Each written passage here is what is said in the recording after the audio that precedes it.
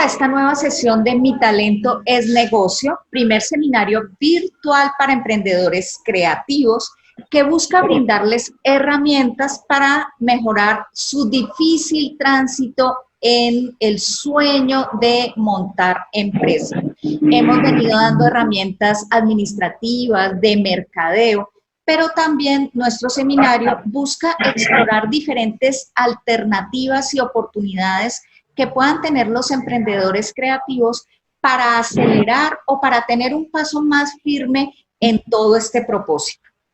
Y en ese orden de ideas, hoy vamos a ver y a explorar qué es una incubadora de empresas y nada mejor que con el ejemplo.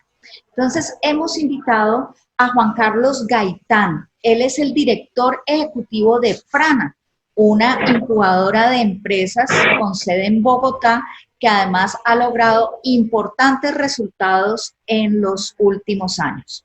Juan Carlos, bienvenido. Muchas gracias por acompañarnos en este seminario virtual organizado por el Diario Occidente que se llama Mi Talento es Negocio. Y empecemos contándole a todos los que nos siguen en este momento qué es una incubadora de empresas. Bueno, Rosa María, muchísimas gracias por la invitación. Un honor para nosotros estar en tu seminario. Pues lo que yo te puedo decir de una incubadora es algo que con el tiempo, Prana ya lleva 17 años, pero con el tiempo, digamos, los nuevos emprendedores, los emprendedores que pues, nacieron en esos 17 años, que cuando creamos a Prana, pues eran unos bebés, pues eran unos niños. Digamos que el término, lo que hay detrás de una incubadora se fue como difuminando, se fue como perdiendo el sentido que es básicamente dar un espacio propicio para que se dé el emprendimiento. El sentido de la incubadora de bebés, por ejemplo, es que se crea una atmósfera especial, una atmósfera que permite que se dé la vida, ¿de acuerdo?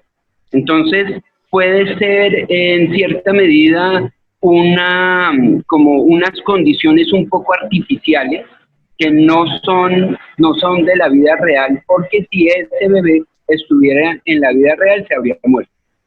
¿Qué tipo de incubadoras? Okay. ¿Qué Sí. tipo de incubadoras hay? Una incubadora como Prana puede, en esa situación medio artificial, o de escenario ideal, puede llegar cualquier tipo de emprendimiento o qué tipo de incubadoras hay? Mira, como te digo, ya hoy en día, por eso me gusta mucho tu invitación, hoy en día ya prácticamente no quedan incubadoras, pero en el momento en que Prana fue creada, se crearon alrededor de 30 incubadoras. Entonces, se hacían dos tipos de énfasis. Por un lado, como la utilidad que podía tener en su región, entonces se crearon incubadoras regionales, y por el otro lado, incubadoras temáticas. Me acuerdo que hubo una incubadora de temas ecológicos, y hubo siempre incubadoras totalmente con base tecnológica, y Prana, el énfasis con el que fue autorizada su creación fue las industrias culturales y creativas. Entonces siempre, afortunadamente, siempre ha sido nuestro foco, y eso es lo que ha hecho que nos mantengamos vigentes y que no hemos dejado de operar en todos estos años. Entonces siempre nuestro énfasis ha sido industrias culturales y creativas. Entonces, ¿cuál es la diferencia que hace que una incubadora sea especializada? ¿Qué características tiene para que sea especializada en industrias culturales y creativas? En mi caso es porque era mi hoja de vida, digamos, era lo que yo había hecho toda la vida. Pues yo fui manager, yo fui productor de cine y de televisión, trabajé con músicos. Entonces, en un momento dado, hice un curso de producción ejecutiva con el Ministerio de Cultura y la Universidad Nacional, y me di cuenta que me parecía más interesante que montar una productora, me parecía más interesante una fábrica de productoras. Ese fue un poquito como el origen. Y digamos que yo hice un curso de fundraising en la Universidad Jorge Tadeo Lozano, en un momento muy complicado porque el fundraising cambió. O sea, estamos hablando del 2001. Yo estaba haciendo el curso en octubre del 2001 y en septiembre pues fue lo de las Torres Gemelas. Entonces, antes de ese momento el fundraising era muy fácil. Tú presentabas un proyecto y no se necesitaba hacerlo ni especialmente profundo, ni especialmente cuidadoso, no había formatos, y si le gustaba al inversionista, te apoyaba. Desde el 11 de septiembre, digamos, los inversionistas de Estados Unidos se volvieron muchísimo más exigentes, y ahí es donde empezó realmente a tocarse el tema del emprendimiento. Entonces, no es solo porque es bonito lo que hago, sino porque es productivo, porque estoy impactando, porque se vuelve una cosa mucho más como fuerte el apoyo que uno pueda dar. Y uno de los profesores, que fue muy interesante, uno de los profesores que tuvimos en ese máster, en esa especialización, me dijo: usted, si no le estoy entendiendo mal, usted lo que quiere es montar una incubadora de empresas. Y yo le dije, pues más o menos él me explicó lo que era, y yo dije, ¿y qué tengo que hacer? Me dijo, eso lo rige el SENA.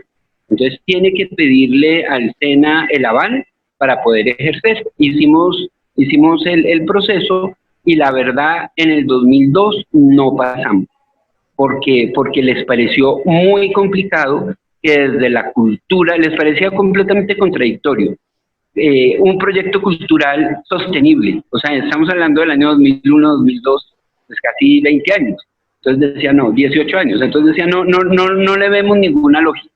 En el 2002 tuvimos la suerte de conocer al British Council, que en ese momento era, como quien dice, el agregado cultural del Reino Unido. Y ellos trajeron a Colombia, escogieron a Colombia, era Colombia y otros 4 países del mundo, para, digamos, empezar a implementar lo que ellos veían como industrias creativas. La conexión fue inmediata, fue amor a primera vista, porque nosotros necesitamos un modelo para pues, poder convencer al SENA. Sinceramente nosotros no teníamos nada, teníamos solo como buenas intenciones, pero no había un modelo de incubadora. El British Council nos lo dio, nos capacitó en Inglaterra, de Inglaterra vinieron aquí también. Entonces prácticamente nos tocó hacer un plan de negocios, y ya un año después, en octubre del 2003, volvimos a hacer el proceso con el SENA, y ya el SENA dijo, no, pues con semejante aval, porque el British Council entró como socio fundador. Entonces, claro, ya era una cosa muchísimo más como, digamos, sí, estructurada, está consolidada. Entonces, siempre fue un descubrimiento, siempre fue fascinante ver cómo podíamos adaptar. Los ingleses siempre dejaron claro que cada país tiene que decidir qué es lo que debe, qué es lo que da la tierra, ¿de acuerdo? Entonces, ellos a mí siempre me llamó la atención, pero ¿por qué ustedes no incluyen la gastronomía? Entonces nos decían, ¿cómo vamos a proteger el fish and chip? Pues que era como a comparación, sí, a comparación de la variedad, la riqueza gastronómica de Colombia. Por ejemplo, para ellos es casi que sagrado ir los domingos a los anticuarios, para nosotros no. Entonces me decían, usted recibe una información, pero la debe adaptar a su contexto. Entonces siempre fue fascinante como esa traducción. En estos 20 años, nos decías, hace 20 años no veían sostenible un emprendimiento creativo. Hoy, de todas esas empresas y de esos emprendimientos que conocen, más o menos la tasa para viabilidad, ¿cómo la ves? Muy, muy buena pregunta. Yo el error que cometí, y creo que los británicos también, era considerar que todo proyecto artístico era un emprendimiento, y eso no es cierto. Por ejemplo, yo tuve como uno de mis primeros colaboradores en Prana a un artista que hoy en día es muy reconocido que se llama Nicolás París. Nicolás París, digamos, entró como a ayudarme con los cursos y en un momento me dijo, ¿sabe qué? ¿Qué descubrí? Que odio el emprendimiento. Yo lo que quiero es ser artista, ¿de acuerdo? Entonces, si hago mal la clasificación desde el principio, metiendo todo proyecto artístico, el fracaso es altísimo, ¿de acuerdo? Entonces, hay digamos que tiene que haber una condición que es prácticamente híbrida, que es un proyecto que tenga componente artístico, componente creativo, pero evidentemente detrás tiene que haber un emprendedor. Yo no le puedo exigir a los artistas volverse emprendedores si no quieren, ¿de acuerdo? Entonces, tengo un ejemplo maravilloso que lo manejamos con el Ministerio de Cultura, que es Herencia de Timbiquí. ¿De acuerdo? Entonces, el manager en su momento de Herencia de Timbiquí entendió lo que le estamos ofreciendo, entendió a Herencia de Timbiquí como una empresa. Y de ahí se proyectó, de ahí empezó a pensar en conciertos internacionales, lo que de pronto en el resto del grupo no había, ¿de acuerdo? A mí me impresionó este muchacho, la voluntad de aprender y de entender que podían vivir de su arte. ¿De Entonces, acuerdo? sí, cuando tengo un emprendimiento, tengo una idea, por lo tanto, primero, y un proyecto artístico. ¿Qué debo preguntarme para saber si yo tengo un proyecto artístico o tengo realmente un emprendimiento que puede llegar a ser una empresa?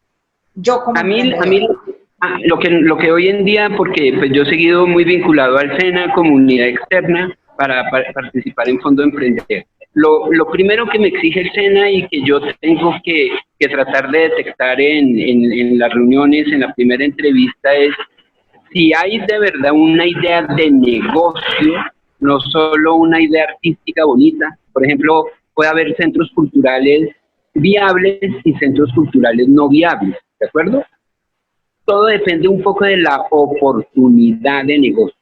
Si el nicho está identificado, si en donde pienso ubicarme hay una demanda, ¿de acuerdo? Entonces, ahí es donde muchos se marean un poco y dicen, no, pero es que me está hablando de plata, me está hablando de números, me está hablando de mercado y yo lo que quiero hacer es arte, ¿de acuerdo? Ahí es donde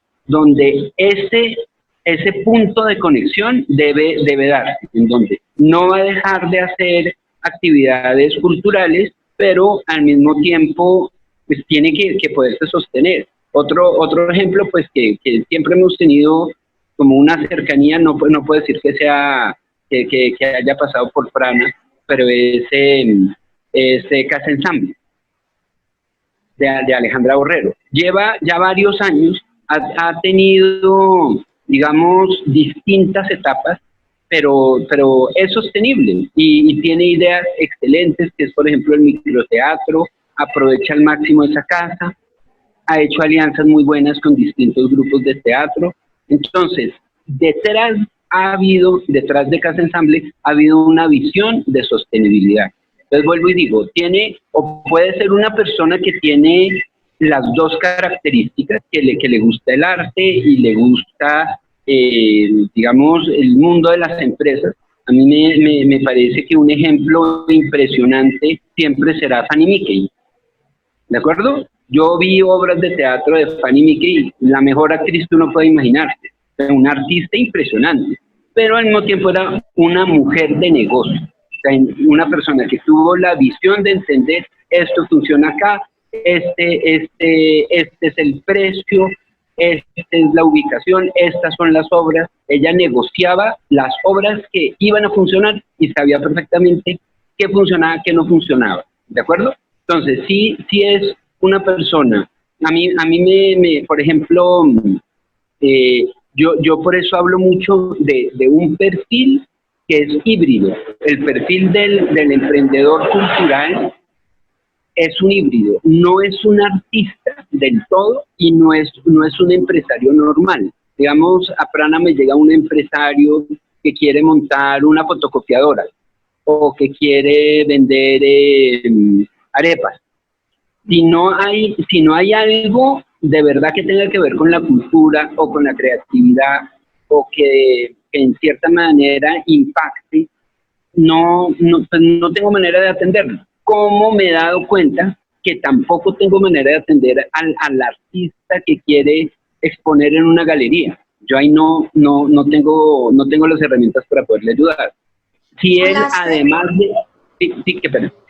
además de tener esa línea, por ejemplo, tuve una niña maravillosa que se llama María Mercedes Uribe, que se radicó en Londres.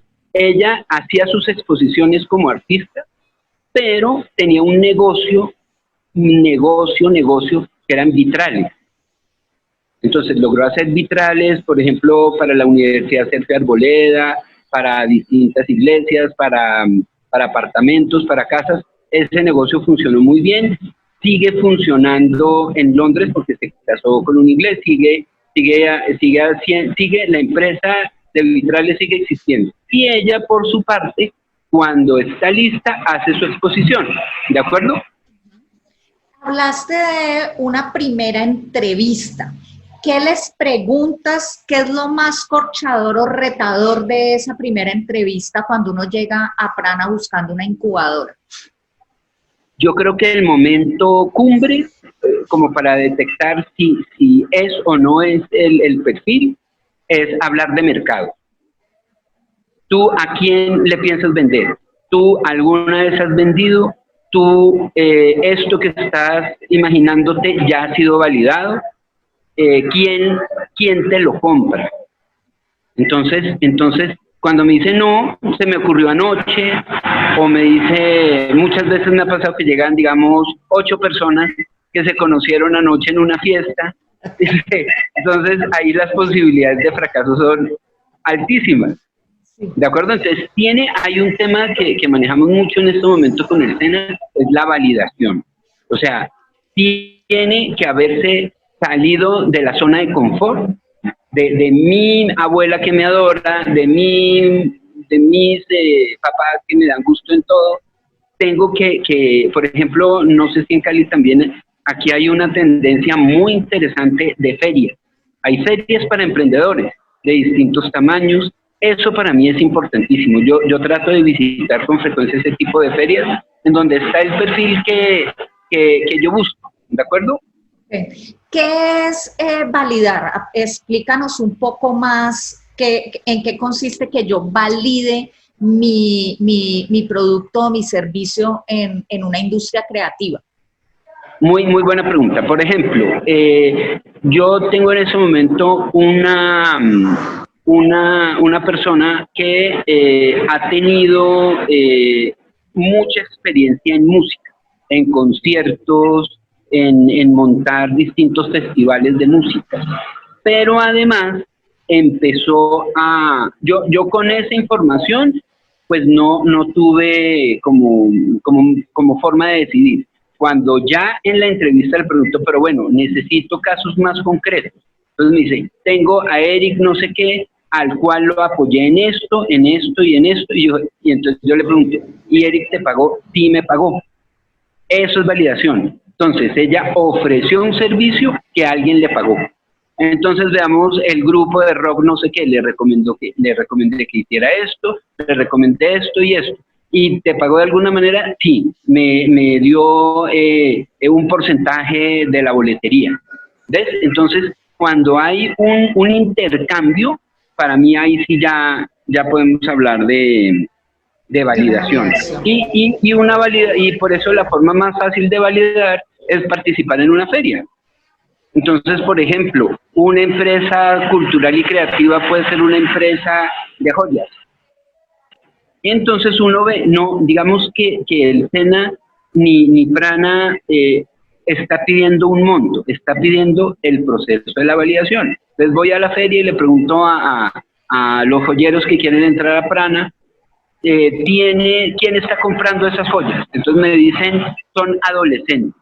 ¿Y cuánto te están comprando? En esta fecha llevo 5 millones de pesos vendidos. Eso es suficiente para poder demostrar que hay una validación. O sea, que hay un perfil y hay un precio y hay una venta efectiva. En ese, ahora has tocado personas que se acercan a Prana. ¿Quiénes pueden acceder a una incubadora como Prana? Mira, hoy en día, digamos que para no generar falsas expectativas y para hacer el camino completo, como ya te decía, somos unidad externa autorizada por Fondo Emprender, somos una de las 6 unidades externas en Bogotá. Es importantísimo que no esté constituido. O sea, puede estar operando como persona natural con establecimiento comercial, pero para poder hacer la ruta hacia Fondo Emprender es indispensable que no tenga NIF. ¿De acuerdo? Ese es lo primero.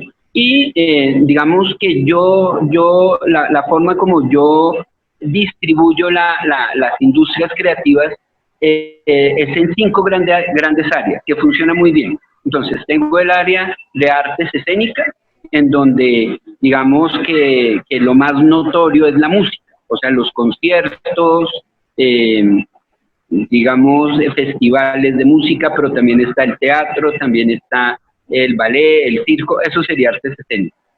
¿Listo? Tenemos todo lo que tenga que ver con producción de cine y televisión y nuevas plataformas. Entonces, pues ahí también tenemos gente muy, muy interesante. Tenemos todo lo que tiene que ver con el sector de diseño, entonces por eso está diseño de joyas, diseño industrial, diseño de modas, todos los diseños. Tenemos el sector editorial que está en una transición muy interesante, porque si bien el papel está complicando, o sea, me imagino ustedes como... Dímelo a mí. Exactamente, sí. Es una realidad, es una tendencia mundial, pero no quiere decir que no haya necesidad de contenido serio. Sí. Nunca había habido tanta necesidad por los fake news, por toda esta como la cantidad de redes sociales en donde hay mucha información, digamos que mal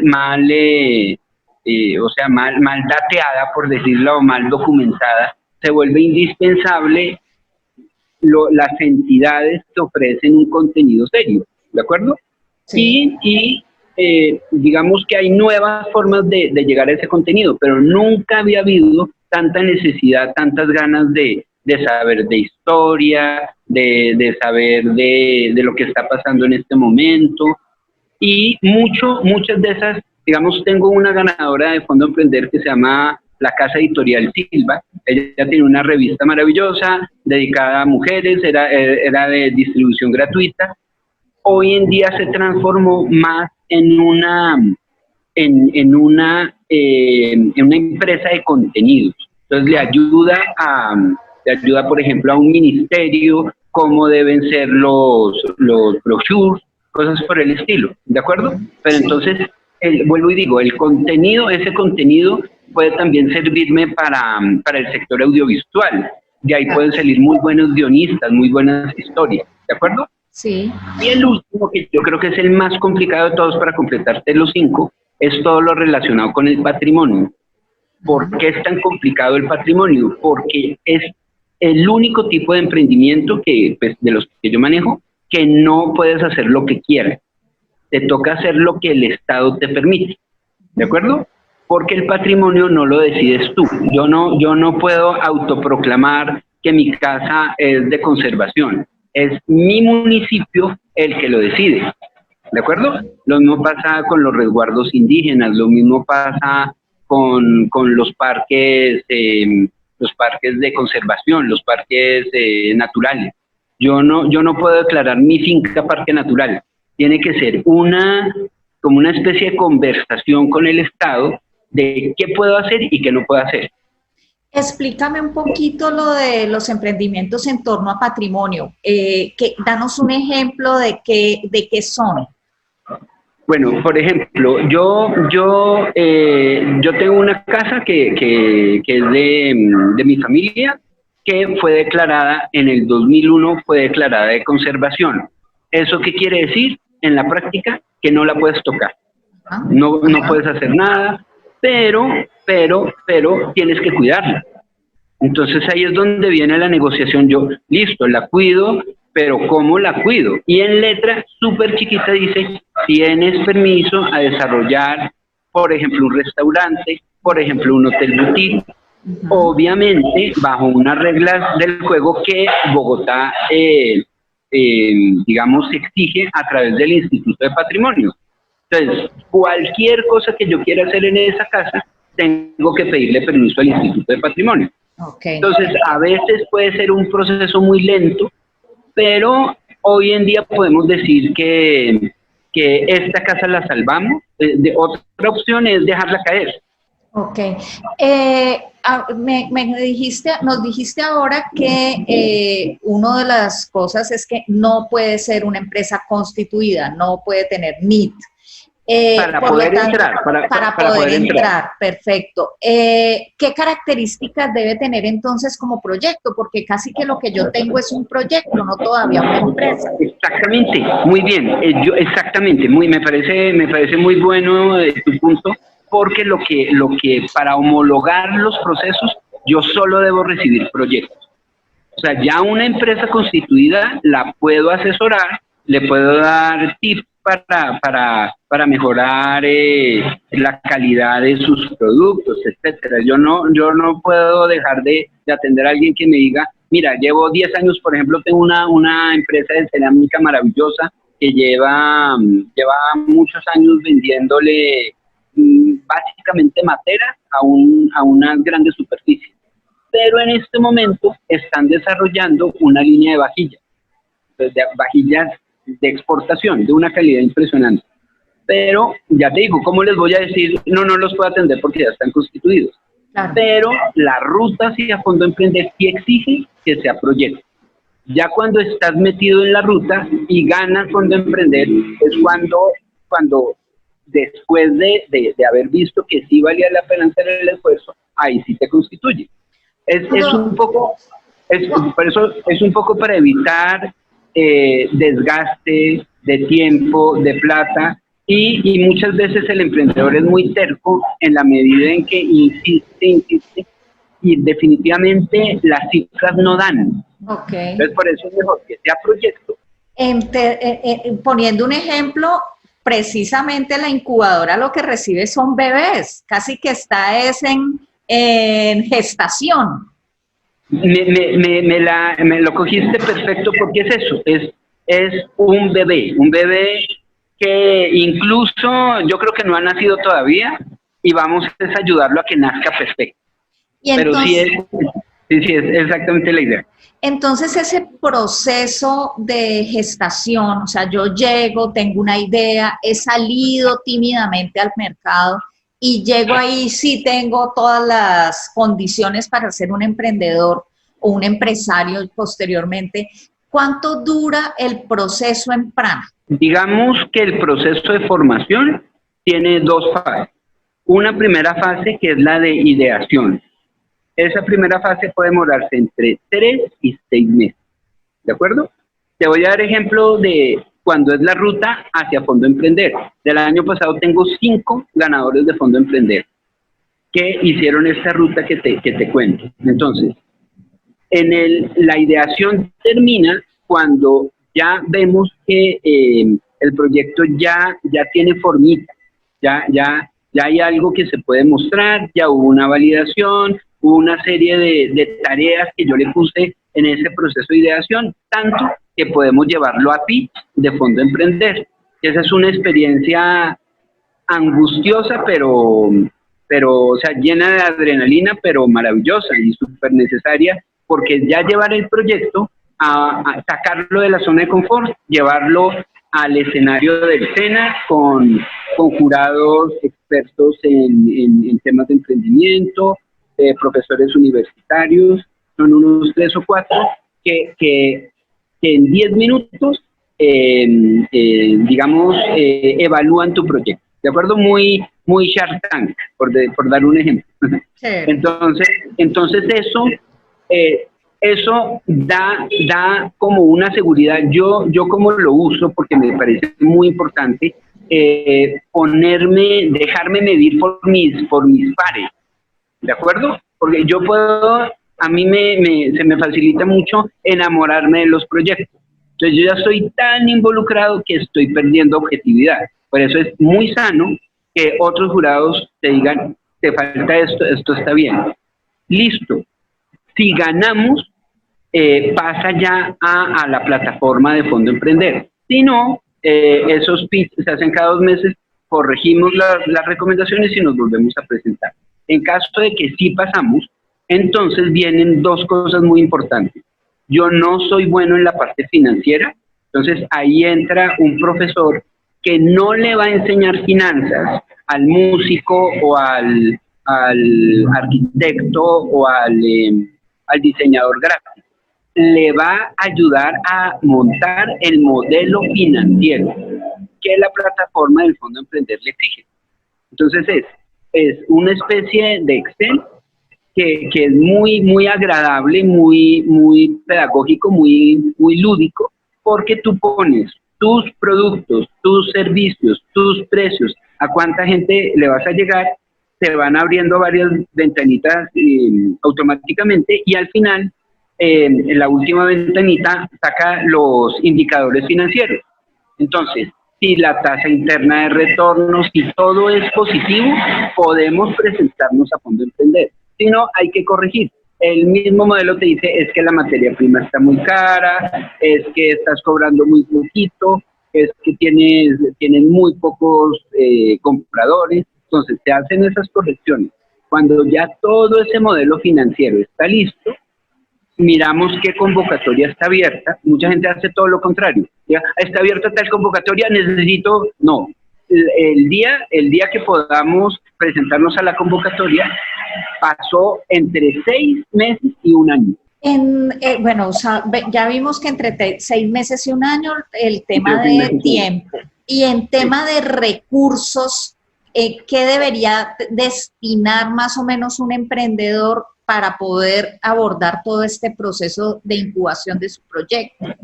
Muy bien. Fondo Emprender está hablando de 180 salarios mínimos para 6 puestos de trabajo creados, incluido el del emprendedor. Eso es una novedad maravillosa porque siempre el emprendedor se quedaba por fuera de todo. Y si el motor de la empresa le toca buscarse la vida por otros lados, claro, pues no tiene sentido. Entonces, él es el primero de la nómina más otros 6. Y hay autorización para, entonces, nómina. Debes conseguirte un sitio, eso sí muy interesante, ese punto, tiene que haber una plata para arriendo. O sea, el emprendimiento no puede funcionar en el garaje de mi casa, no puede ser mi alcoba, ¿de acuerdo? Hay que salirse y pagar un arriendo. Luego hay para compra de equipos, para materia prima, para promoción, para participación en ferias. Entonces, realmente se puede distribuir en todo lo que una empresa necesita, dejando claro en etapas tempranas. En toda esta experiencia de 20 años, ¿qué has visto que es el factor común denominador de los que con esos capitales semillas logran el éxito? Porque uno de los problemas que tienen todos estos emprendimientos es la alta mortalidad en los primeros 4 años. ¿Qué detectas que es un factor determinante para ser exitoso? Muy interesante la pregunta porque puede que mi respuesta suene contradictoria, pero lo que he podido identificar es que muchas veces lo que yo puse en el plan de negocios no tiene nada que ver con lo que terminó pasando. ¿Por qué? Porque se adaptó a los cambios. Hoy en día los cambios son día a día. Hoy en día hay problemas, o sea, puse el noticiero y está gravísimo lo del coronavirus y la bolsa y no sé qué. por ejemplo, ¿qué tal que yo hubiera montado, por decir, una sucursal en China? Has hablado mucho del Fondo Emprender y ahora me gustaría que nos profundizaras en qué consiste y todo eso, pero así como el Fondo Emprender, haznos un panorama de los diferentes fondos donde podrían acceder los emprendedores creativos. Bueno, existe, por ejemplo, Impulsa, que en una época eran unos recursos muy importantes. Tengo entendido que están reformulándolo para volver a hacer, digamos, el fondo que yo conocí. Hay una diferencia muy interesante entre Impulsa y Fondo Emprender, es que Impulsa exige que ya estés constituido, Sí, eso es para más que ya grandes. estés facturando, que ya estés vendiendo. Ahí tienen el respaldo de Bancoldex. Bancoldex no es que preste, no es que haya un fondo específico de Bancoldex, pero sí puedes acceder a créditos muy interesantes a través de Bancoldex. Está, por ejemplo, Ventures, que también ayuda con Capital Semilla. Yo sé que también el BID está ayudando con fondos específicos, pero digamos que a mí me haya funcionado muy bien el Fondo Emprender, porque además es uno de los fondos más grandes de América Latina, si no el más grande. Tú tienes entre las empresas que han pasado por Prana muchos ganadores del Fondo Emprender. ¿Qué tienen en común esos proyectos? Entonces, ¿qué hemos podido ver? Paciencia. O sea, ninguno ganó de una. Ajá. Tuvieron que lucharla, todos tuvieron que modificar algunos de los contenidos y la perseverancia.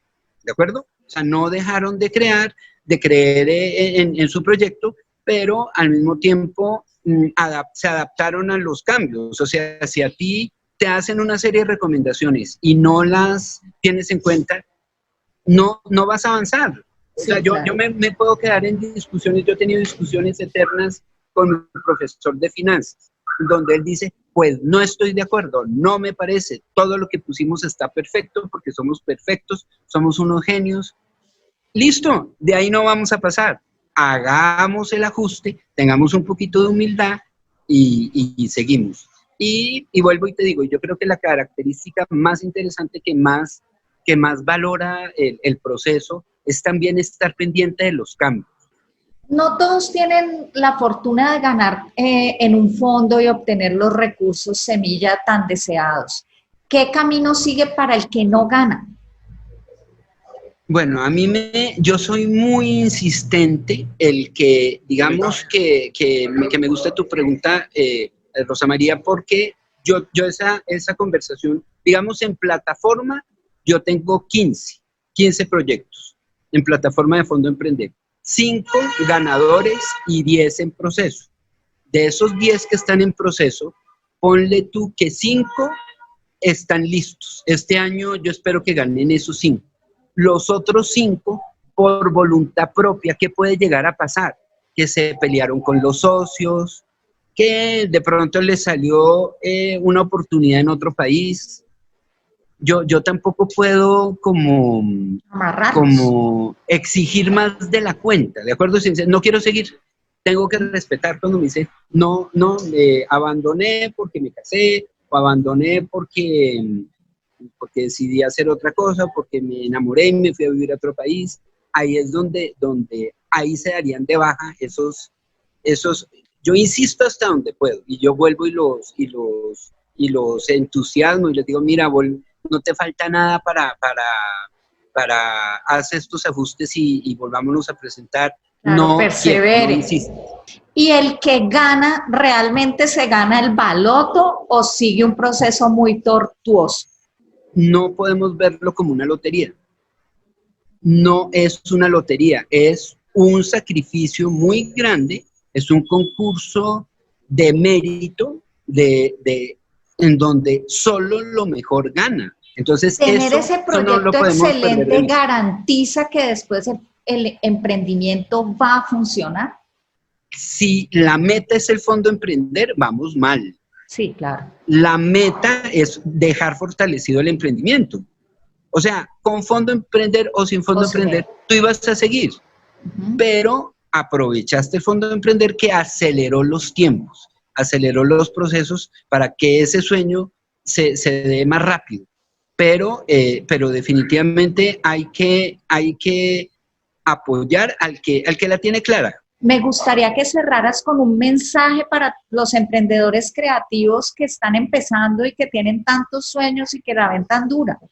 ¿Qué es lo que tenemos de especial, digamos, los emprendedores colombianos? Varias cosas. Primero, que tenemos una política que es muy, muy interesante y tenemos que aprovecharla. Definitivamente hay unos descuentos a nivel de impuestos que ningún país de América Latina tiene. Segundo, pues el nada menos que el plan de desarrollo. Tercero, que esta parte es bien interesante, como aquí el tema se ha movido desde hace tantos años, definitivamente lo entendemos mejor. Entonces, por eso me llaman de Costa Rica, de Bolivia, porque Colombia tiene una experiencia en emprendimiento creativo grandísima. Nosotros yo lo que le dije al profesor de Bolivia, que es con lo que quiero terminar, es un sueño de García Márquez, porque se lo oí en un documental que hay, en donde él lo entrevistan y él dice, mi sueño, ese documental se hizo en los 80s. Me dice, mi sueño es invadir al mundo con telenovelas, con música, con cine, con libros colombianos. ¿Y lo estamos haciendo o no? Yo creo que sí. Yo creo que sí. Entonces, tengamos eso claro. Hay un camino que ya otros, como Carlos Vives, como Shakira, ya abrieron a nivel de música. A nivel de cine también ya está abriéndose, a nivel de televisión ni hablar. Entonces, esas rutas que ya nuestros antecesores abrieron, pues son unas autopistas que no podemos desaprovechar. Pues Juan Carlos, muchísimas, muchísimas gracias por habernos acompañado en este escenario virtual de nuestro primer seminario para emprendedores creativos. Muchísimas gracias, que veas nacer muchos, muchos más emprendimientos exitosos en Prana y muchos éxitos. A todos ustedes los espero en otra sesión de Mi Talento es Negocio.